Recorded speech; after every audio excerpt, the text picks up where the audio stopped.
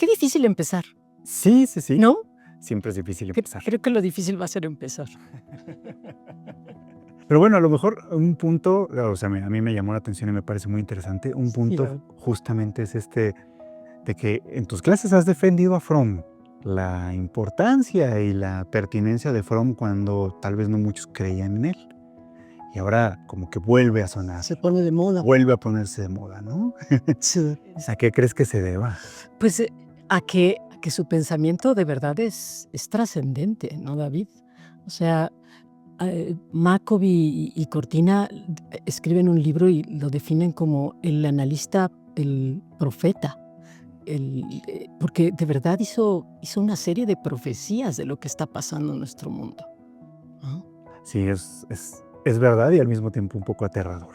Yo pensaría que se debe a 3 cosas, por lo menos, que él sea tan atinado en lo que está pasando en la realidad actual. Una es su concepto de inconsciente social, porque entonces conoce el fondo de los asuntos, de lo que mueve a la sociedad, su carácter social y la naturaleza humana. Si conoces la naturaleza humana y el inconsciente, entonces eres capaz de predecir y pronosticar qué va a pasar en la consulta, pero qué va a pasar también en la sociedad. Pero retomando lo que decías en términos de por qué se pone de moda. Se pone de moda porque además le ayudamos a que sea actual, porque no hemos aprendido nada.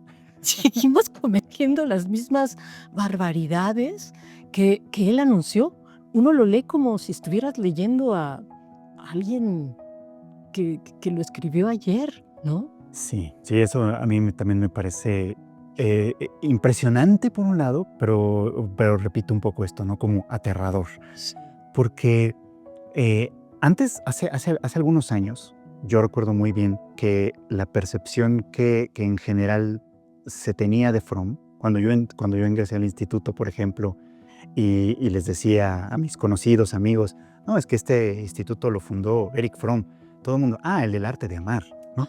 Porque era como el libro más popular, conocido, lo encontraban en todos lados, nadie lo había leído, pero todo el mundo de alguna manera lo tenía más o menos en claro. Sí. Y se imaginaban como un autor muy, muy optimista quizá, ¿no? Muy suavecito, muy bonito, muy tiernito, ¿no? Sí.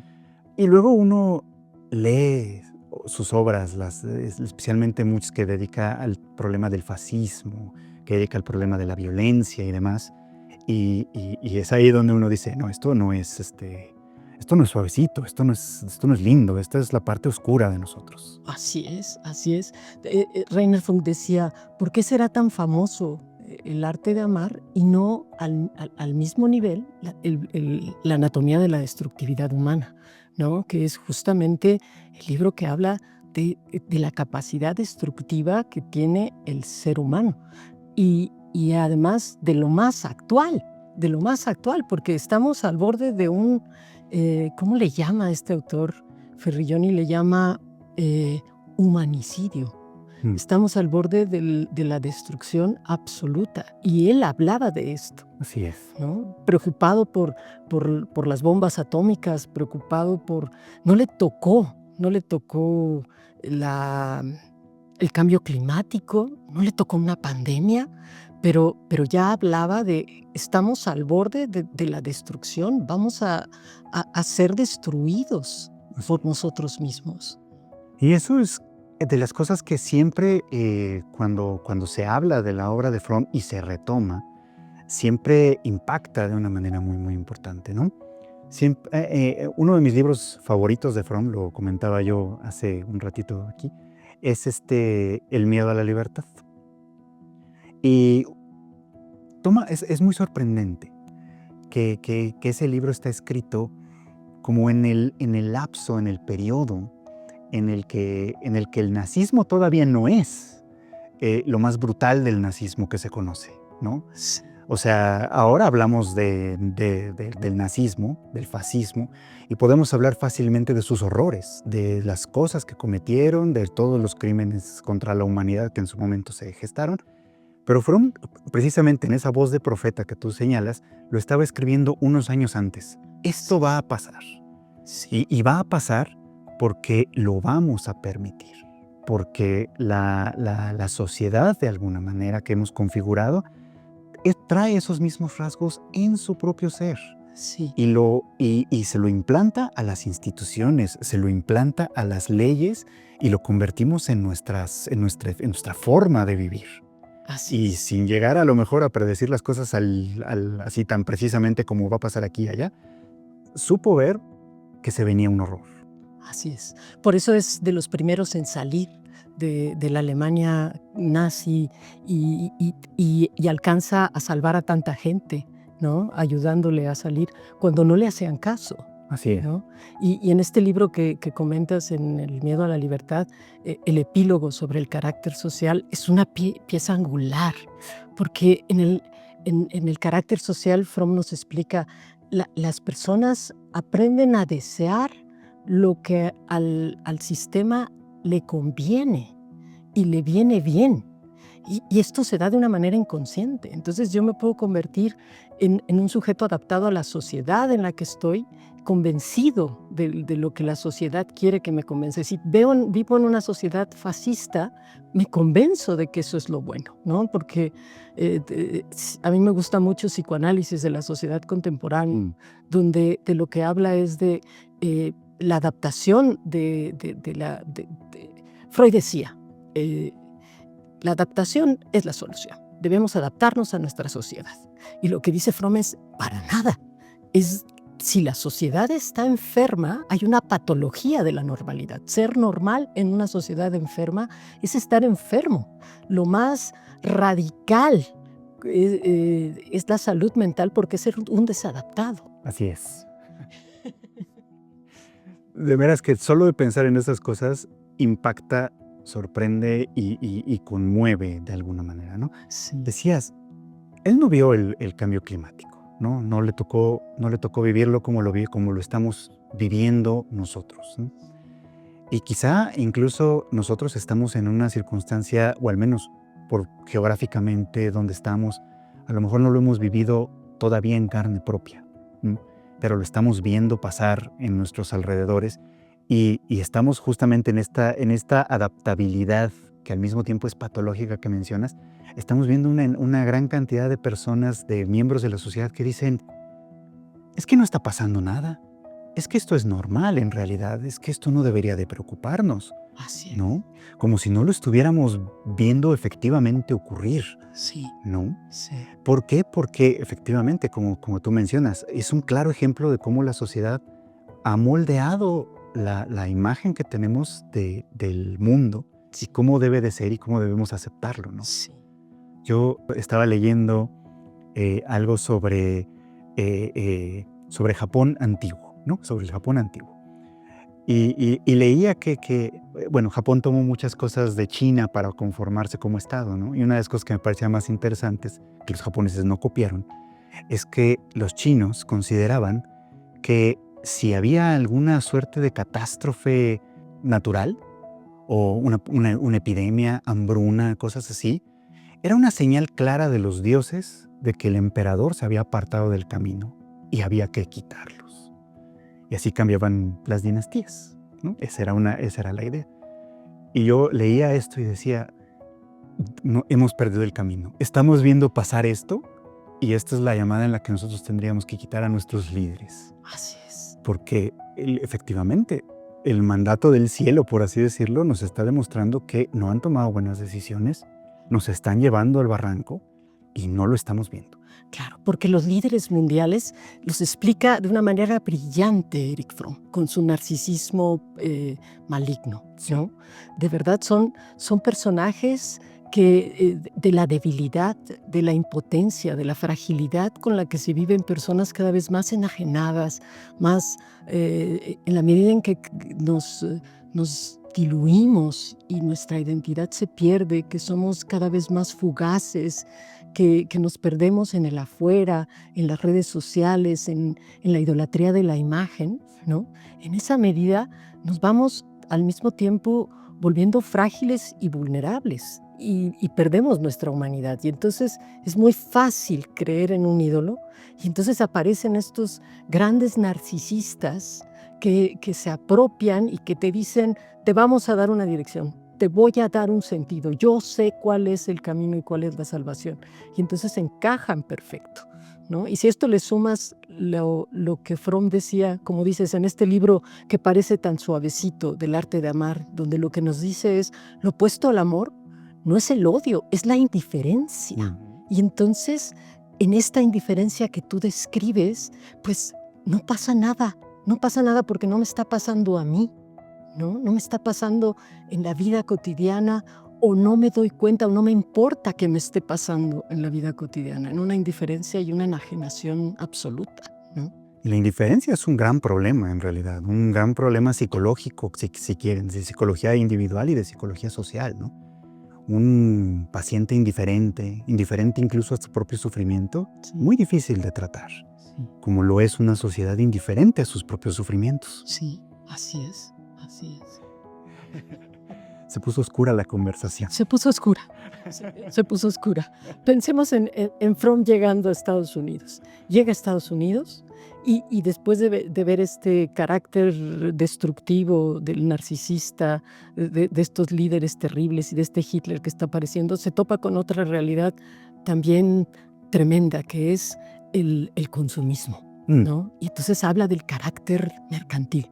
Habla de la forma en que nos convertimos en objetos, en que nosotros mismos nos vendemos a nosotros, que somos un producto y que tratamos a la vida como cosas, como objetos, y que vamos creando esta idolatría de los objetos. Y entonces Fromm tiene mucho que decirnos de una sociedad que se dedica a destruir el mundo y donde el más rico es el que más destruye. Es paradójico, pero entre más destruyes el mundo y la naturaleza, más rico y más bendecido estás, ¿no? Es el mundo del revés, y es el mundo del consumismo llevado al extremo. Se encontró con un horror diferente. A pesar de haber llegado a una tierra aparentemente libre, aparentemente feliz, aparentemente próspera, también ahí supo ver las semillas de la destructividad en algo que en ese momento al menos no estaba en las armas, no estaba en la destrucción del otro como tal, sino en devorar al otro a través de este consumo. Sí, en su banalización. Su banalización, Sí. exactamente. ¿Qué piensas qué crees que Fromm diría de las redes sociales y de la inteligencia artificial? Uy, no sé. No sé porque yo creo que él tenía una capacidad para ver hacia adelante que creo que yo no tengo. Sí. Pero creo que a estas alturas al menos ya estaría mucho más horrorizado de lo que estoy yo mismo, ¿no? Por todo lo que estamos viendo. Sí. La llamada inteligencia artificial, que siempre un poco me rehúso usar ese nombre, porque es un nombre como muy... Es un nombre propagandístico. Se vende bien, se escucha bien. Suena como a que finalmente hemos alcanzado un nivel tecnológico que verdaderamente nos supera incluso, ¿no? Por así decirlo. Pero bueno, he leído un poco al respecto sobre cómo funciona la inteligencia artificial o los algoritmos, todas estas cosas, ¿no?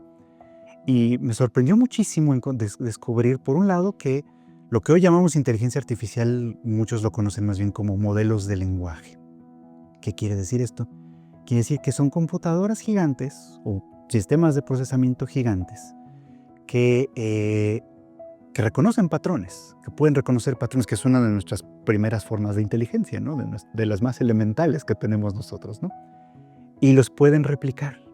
Entonces, cuando parece que conversan con nosotros, o que nos crean una imagen, o que nos crean un video, lo único que están haciendo en realidad es utilizar el vasto conocimiento, por así decirlo, vasta información que tienen, y colocarla en un orden que estadísticamente hablando es el más probable en el que aparezca, según lo que nosotros les hayamos, digamos, como influido, les hayamos sugerido que hicieran. Entonces, en realidad es una máquina que no es una máquina de pensar, es una máquina de repetir, que utiliza lo que nosotros hemos construido, nuestras propias ideas, nuestras propias, todo el conocimiento que hemos construido, lo utiliza simplemente para regurgitarlo y volverlo a poner según el orden que nosotros pensemos que tenga que tener. Pero como lo hace imitando, porque eso es lo que hace, la manera en la que nosotros hablamos, de pronto parece que hablamos con alguien. Y si Fromm, digo, asumiendo que Fromm hubiera visto esto, probablemente lo hubiera calificado rápidamente de necrofilia, que fue un concepto que él adelantó mucho, que no se quedó como con la idea de la necrofilia sexual, que es a lo mejor la palabra con la forma con la que la mayoría de la gente ubica el concepto, ¿no? Sí. Sino con necrofilia entendida como adorar a lo muerto, adorar lo que no está vivo, adorar aquello que puede parecer vivo en algunas circunstancias, pero no lo está. Claro. Y la inteligencia artificial, llamada de esta manera, es eso, ¿no? Parece viva, parece que conversa con nosotros, parece que nos entiende, parece que sabe exactamente lo que queremos y nos lo ofrece, pero al final solamente es una cosa muerta. Sí. ¿Me recuerdas el subtítulo de La Revolución de la Esperanza? Porque el subtítulo dice, es la humanización de la tecnología. Y en ese sentido, creo que Fromm era, como era alguien de avanzada, creo que le hubiera encantado el potencial que tienen estas herramientas. Pero cuando él dice hay que humanizarlo, le preocupaba que las personas se enamoraran y se interesaran más bien, mucho más por las máquinas que por lo vivo y por las personas. Así es. Y entonces creo que él la hubiera utilizado muy bien, porque él decía, me acuerdo de algún lugar donde leí que comentaban que él planteaba, a mí me parece fabuloso que ahora puedo tener acceso con los discos, con la televisión, a un universo completo que no podríamos haber tenido acceso de otra manera. Entonces creo que hubiera encontrado una herramienta valiosa. Pero tienes razón, porque cuando se vuelve un aspecto de idolatría, entonces esto se echa a perder. Él lo decía tan bonito cuando decía, una persona construye con sus manos una figura en barro, preciosa, encantadora, y de pronto toda su creatividad depositada en esa figura la sube a un nicho y se hinca ante ella y se somete a ella. Dice, y eso es la idolatría. Y esto es lo que hemos hecho con toda la tecnología actual. Ahora el celular nos posee. No podemos vivir sin él, es nuestro dueño, ¿no? La tecnología, nos inclinamos ante ella, y eso creo que sería lo que a él le aterraría, la enajenación y la forma enajenada en la que la vivimos. Sí, de acuerdo, totalmente de acuerdo. Porque tienes razón, o sea, en realidad, si uno lo piensa desde otro lugar, es maravilloso que se haya creado algo así. Sí. Que hayamos creado este tipo de, bueno, que se haya creado este tipo de modelos que permitan aprovechar de alguna manera la información que ya hemos construido, efectivamente, ¿no? Todo el conocimiento que, bueno, nosotros tenemos aquí en libros, ¿no? Que innumerables autores han ido construyendo poco a poco a lo largo de toda la historia, y que eso se pudiese concentrar como se ha venido haciendo y se pueda aprovechar. Eso es maravilloso, eso es impresionante, pero tienes razón, la imagen que planteas es perfecta, ¿no? En vez de aprovecharlo para cultivarnos a nosotros mismos como seres humanos, se ha convertido en eso, no solo en una idolatría que va un poco más, lo hemos convertido en nuestro maestro, en nuestro amo. En Nuestro amo, o sea, ahora somos esclavos. Sí. Tú lo decías muy bien, el celular ahora es nuestro dueño, ¿no? No podemos estar sin él, ¿no? Hay gente que se angustia, de verdad, ¿no? Por no tenerlo, porque se lo han robado, lo ha perdido, lo olvidó en el carro, lo que sea. Se angustia mucho. No por el que le vayan a robar, no, se angustia porque es un objeto que ya no es transicional, ¿no? Ya es un objeto que se ha quedado ahí fijado, ¿no? Sí. ¿Me recuerdas que antes, cuando una persona carecía de identidad, uno de sus sueños frecuentes era que no encontraba su cartera, Ujú. que perdía su pasaporte. Y ahora el sueño tiene que ver con no encontrar el celular. Me ha ocurrido en generaciones jóvenes que el sueño frecuente es no encontrar el celular, porque, exacto, es su amo, es su dueño, es su identidad, Sí, ¿no? sí, sí. Y en una realidad virtual que se vive, que también descompone todo. Porque ¿qué pasa cuando vivimos en realidades virtuales? Que no habitamos la vida real. Y la vida real nos convierte en una persona que crea identidad, que crea personalidad, que se desarrolla justamente por el ejercicio que hace de su vida cotidiana. Un niño juega al fútbol con sus amigos y cuando juega al fútbol con sus amigos se cae, se abre una rodilla, se pelea, se enoja, se enfurruña, se frustra. Y ahora, en esta realidad virtual, no ejercemos ese músculo de la identidad. Mm. Nos vamos convirtiendo otra vez en seres muy neutros, ¿no? Muy poco desarrollados. Y eso, con su idea de la enajenación, Fromm lo desarrolló muy bien. Así es. Y es una forma de carácter, pues precisamente mercantil, ¿no?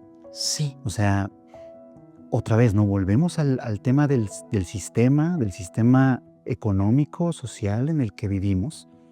Y es increíble, ¿no? Como en las últimas décadas se hablaba de globalización, se hablaba de un mundo cada vez más conectado, de cada vez más integrados todos, pues. Y eso no resultó o no quería, no se buscaba diversidad. No se buscaba que a través de esa conexión nos volviéramos seres más universales, por así decirlo, sino seres más iguales. Y uno lo ve, por ejemplo, si tiene uno la oportunidad de viajar, ¿no? A cualquier lado. Va uno a, no sé, a Europa, a Asia, a Estados Unidos, a Sudamérica, y lo único que basta es meterse a un centro comercial en cualquier parte del mundo para sentirse en casa, porque todos son iguales. sí, Y porque todo lo que uno encuentra en cualquier lado es exactamente lo mismo. sí, exacto, exacto. La individualidad se ha perdido por completo, ¿no? Estar enajenado es ser ajeno a uno mismo. Es no reconocer tus propias potencialidades, tu propia posibilidad de desarrollarte, y entonces vamos quedando anulados en una masa indiferenciada. Así es. Sí, Y paradójico, ¿no? Porque hemos perdido individualidad, pero hemos ganado narcisismo. claro, claro. Pareciera como paradójico, ¿no? Claro, pero creo que tienes toda la razón, es causal. Entre menos individualidad, más narcisismo, ¿no? Porque si el narcisismo es lo opuesto al amor, es una forma de relacionarnos y es una forma insana de relacionarnos, es una forma de relacionarnos y no relacionarnos. En el narcisismo, una de las primeras cosas que se afectan es la forma de interactuar con el otro. Y entonces, si ya no soy alguien, ¿cómo sé quién es el otro? Así es. ¿No? Me decía una paciente muy sorprendida, es que es impresionante cómo en la medida en que me conozco más a mí, conozco más a los demás. Y esa es la ruptura del narcisismo. Es en la medida en que yo indago en mí, reconozco al otro. Y en la medida en que me voy vaciando, pues entonces tengo que sustituir esto por una imagen de apariencia que me cubre. Y ese es el narcisismo. Así es, así es. Y qué difícil, ¿no? Que enfrentarse a pacientes que sufren de narcisismo, ¿no? Porque se sufre. Claro. Todavía no llegamos al punto en el que lo hemos normalizado tanto como para no sufrirlo.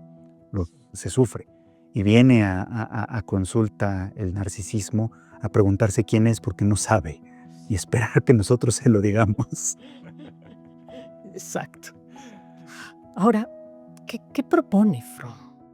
Porque como hace tan buen pronóstico y debe hacer una buena emisión de tratamiento, ¿no? Es bueno pronosticando y bueno para el tratamiento.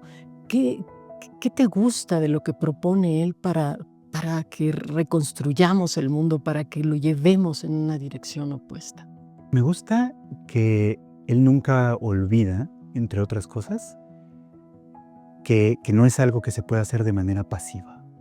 Sí. O sea, en sus distintos momentos en los que habla de salud, en los que habla de del amor a la vida, de los que habla del amor en general, siempre está ahí pero hay que poner manos a la obra.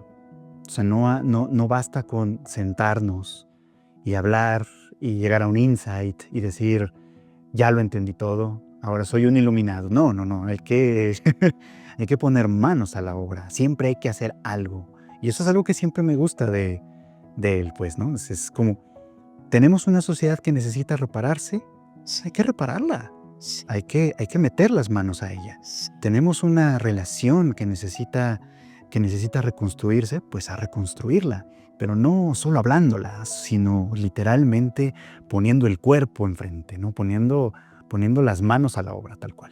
Sí. Eso siempre me gusta de él. Sí, y esto que dices, otra vez regreso al arte de amar, porque a mí me parece un libro clínico. Sí. A mí me funciona mucho para entender clínicamente a los pacientes, pero él mismo dice, el amor es la solución al problema de la existencia humana. Entonces es a través del amor donde vamos a resolver, ¿no? Reconoce la destructividad y tienes razón, puede parecer un libro muy oscuro el de Anatomía de la Destructividad Humana, pero en realidad es muy clarificador, porque dice, la potencialidad para el bien y para el mal la tiene el ser humano, pero elige, puede escoger. Y la productividad, la creatividad y el amor son potencialidades primarias. Es decir, nos han vendido la idea de que no podemos estar mejor porque es natural en el ser humano pelear, es natural la guerra, es natural la codicia, la avaricia insaciable de la época actual, que a mí me parece un tema brutal, la avaricia insaciable que está dentro del carácter de las personas actualmente. Pero él dice, esto es una trampa, porque entre más pensemos que esto es natural, lo normalizamos. Y entonces la industria armamentista vive feliz porque está solo procurando una necesidad humana totalmente plausible y lógica, ¿no? Claro. Pero él dice, eso es una potencialidad secundaria. La tendencia natural es al desarrollo, es a la vida. Si creamos el contexto para que la persona se desarrolle, la persona se va a desarrollar de maneras positivas. Y eso lo vemos todos los días tú y yo en el consultorio. Porque en la medida en que una persona es tocada profundamente, se convierte en una mejor persona, en una persona que aporta más cosas a su alrededor. Así es. ¿No? Y pues sí, pues al final del día todo se reduce a eso, al amor. Pero insisto en esta parte, ¿no? O sea, el amor no es algo que se siente, es algo que se hace. Es algo que se tiene que actuar. No se puede quedar solo en el feeling, ¿no? Claro, claro. El amor es una acción. Sí. El amor, y él decía, el amor es una decisión. Además, yo decido amar. Tiene que haber convicción, tiene que tener lo que tú dices, una energía puesta para llevarse a cabo. Así es. ¿No? Me encanta que de alguna manera, regresando un poco a donde iniciamos, se pone de moda, o si se puede volver a poner de moda, como dices, es porque le ayudamos, le decías tú, ¿no? O sea, hacemos todo mal y entonces cumplimos de alguna manera sus profecías. Sí. Pero las soluciones también están ahí. Claro. Y no son tan misteriosas, ¿no? Que esa es una de las cosas que también Fromm tiene como autor, tiene una gran virtud. Es muy claro. De acuerdo. Es muy, muy claro. Se entiende con facilidad.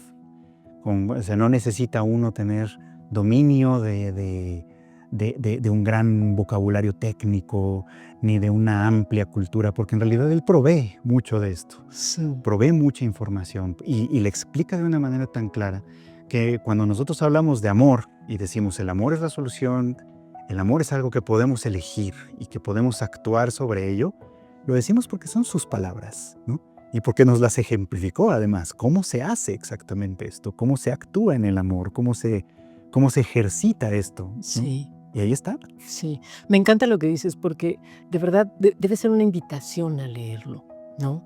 Es muy difícil encontrar un autor tan inteligente, tan brillante, tan docto, y que explique las cosas con tremenda claridad. Creo que eso es parte de lo que ha hecho que a muchas escuelas psicoanalíticas no les parezca profundo, Sí. porque es fácil de leer, ¿no? Es fácil de leer, pero no es fácil de entender, ¿no? Sí. Porque escribe no para impresionar, escribe para llegar a las personas. Y entonces lo hace con una gran facilidad. Y entonces debe resultar muy atractivo acercarse a Fromm y leerlo porque te va a atrapar. Porque vas a sentir que eso lo hubieras pensado tú, que es lo que siempre has creído, que lo podrías haber escrito, ¿no? De lo cercano que es, ¿no? Y me acuerdo entonces de aquella frase que retomaba el de Terencio de nada humano me es ajeno, ¿no? Y lo logra en la forma en la que escribe. Es así precisamente. Sí, Creo que sí es importante esto, ¿no? Esto debería ser una invitación a leerlo, a volverlo a leer si ya lo hemos leído. sí, Porque ahí hay grandes claves para entender lo que está pasando ahora, ¿no? Aunque hable de otro tiempo, aunque hable de otra época, si somos lo suficientemente perspicaces, o sea, podemos darnos cuenta de que las señales siguen estando ahí y sí, las soluciones también. sí. El amor para llevarnos a una solución tiene que entenderse tal y como él lo planteó, como los 4 elementos que lo conforman, ¿no? El conocer, el, el tener responsabilidad, el tener respeto y tener interés, ¿no? Y esa es la forma activa de manifestarlo. Yo no puedo salvar a una sociedad si no la conozco, si no me dedico a tratar de saber cómo es, qué factores la están determinando, cuál es el carácter social predominante en el grupo que quiero atender. Eh, Tengo que volverme responsable, Sí. tengo que formar parte, tengo que vincularme con los otros. Él decía amor, empatía y, y responsabilidad son elementos importantes. El interés, inter, es vivir las cosas desde adentro. Y entonces, en ese sentido, tendría yo que formar parte de esta comunidad y vivirla desde adentro. Y respeto. Y justamente, ¿no? Mirar a una comunidad con respeto. En la medida en que puedo acercarme con estos 4 factores, puedo cambiar la forma de relación con una sociedad. Claro. Y a lo mejor puede parecer un tanto idealista quizá, ¿no? Porque un individuo, yo por ejemplo, ¿no? Eh, Tal vez tiene poco alcance. Tal vez el ámbito de influencia es relativamente pequeño, ¿no? Se limita a los pacientes que trato, a la gente que conozco, a los estudiantes que tengo o que tendría en alguna circunstancia, etcétera, ¿no? Pero es precisamente ahí donde se hacen esos cambios. O sea, el cambio en los pequeños lugares, en los pequeños enfoques, sí puede tener un efecto que irradie un poquito cada vez más hacia allá. Sí, Pero sí tiene que ser lo suficientemente vivificante para tenerlo. O sea, pero si nos encerramos nada más en lo nuestro y en pensar que uno tiene pues de alguna manera la verdad y solo uno entiende cómo son las cosas, no estamos saliendo de ese narcisismo. Tenemos que llevarlo afuera. sí, Y si somos lo suficientemente vivaces para hacerlo, lo suficientemente vivificantes, sí podemos influir sí, en otros para que también esto vaya extendiéndose. sí, O sea, al final del día, el sistema en el que vivimos, voy a decir como una metáfora, el sistema en el que vivimos es como un barco que navega en el río, pero el agua somos nosotros. Nosotros lo sostenemos, pero también nosotros podemos hacerlo caer. sí, sí, es cierto, es cierto. Y finalmente, el, el asunto es mucho más complejo en términos de, él mismo lo decía, Fromm planteaba, es un asunto que no se resuelve en una generación, No. ¿no? Que hay que ir sembrando y sembrando y sembrando, y tiene que ver con nunca perder la esperanza. Si la esperanza no está, entonces las posibilidades desaparecen. Y hay momentos de crisis y la esperanza los espera, ¿no? La esperanza es como el tigre agazapado, dice él, que está esperando el momento de atacar. Y yo creo que estamos en una crisis. Yo creo que estamos cayendo en una crisis que puede ser un gran momento de despertar. Estamos en un desorden mundial como no habíamos tenido nunca. donde las instituciones que se supone que funcionaban muy hipócritas han dejado de esconder su falsedad y nos han demostrado que no sirven, que la ley es la ley del más fuerte y que los chinos dicen que conforman la palabra crisis a partir de 2 epígrafes, que son peligro y oportunidad. Entonces estamos en una época peligrosa, pero en una época de gran rompimiento. Y claro, rompimiento hacia adelante, con nuevas generaciones. Y sí creo que el trabajo con los niños, el trabajo con las nuevas generaciones, con las madres, con cuidar a las madres para que a su vez las madres cuiden a los niños y que los niños puedan vivir una vida más respetuosa, con muchas más posibilidades de ser queridos y cuidados, puede ser un punto clave. Pero tienes razón, el cambio es civil, el cambio es desde abajo, es desde la base. Es justo lo que no necesitamos. Líderes que nos digan para dónde ir. Es humanizar a todas las personas y el trabajo que hacemos, pues sí, es picar piedra. Sí, Es picar piedra, pero es lo que podemos hacer, es ¿no? lo que podemos hacer. Sí. Wangari Maathai habla de una... cuando le entregaron lo que es el Nobel de la naturaleza porque reforestó Kenia, hablaba de una parábola de un colibrí que la selva donde está viviendo se está quemando. Y entonces todos los animales salen despavoridos. Y el colibrí lo que hace es que va a un lago que está a kilómetros de distancia, toma una gotita de agua y regresa y la pone en el centro del incendio. Y los animales se burlan y le dicen, es que eso es ridículo, no lo vas a pagar.